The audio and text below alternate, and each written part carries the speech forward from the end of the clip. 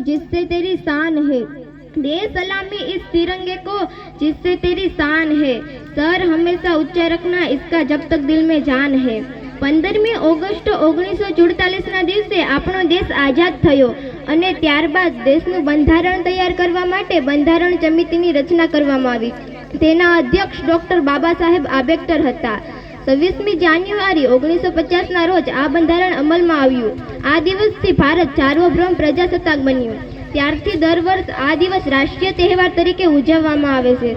ભારતની રાજધાની દિલ્હીમાં આ ઉજવણી રાષ્ટ્રપતિના રાષ્ટ્ર માટે ઉદ્બોધનથી શરૂ થાય છે। રાષ્ટ્રપતિ મંચ પર આવી લશ્કરના જવાનોની પરિવારજનોને જવાનોની યુદ્ધમાં દાખવેલ અજોડ બહાદુરી માટે ચંદ્રકો એનાયત કરે છે। આ ઉપરાંત ભારતના નાગરિકો કે જેમણે અસામાન્ય પરિસ્થિતિઓમાં બહાદુરીપૂર્વકનું કાર્ય કર્યું હતું તેમને સન્માનિત કરી પુસ્તકો એનાયત કરે છે। મિત્રો, યાદ રહે, ભારતની પ્રગતિમાં જેટલો આજના યુગનો ફાળો છે તેનાથી પણ વધુ ભારતની આઝાદીમાં જાન ગુમાવનાર શહીદો છે। આજે પણ સરહદની રક્ષા કરનાર હર સિપાહીની કિંમત કમ નથી।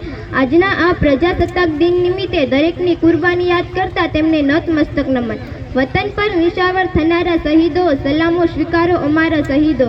દીધી આહુતિ મોંઘી નિજ પ્રાણ કેરી છે, સ્વાધીનતા અર્પનારા અમારા શહીદો। અસ્તુ, જય હિન્દ, જય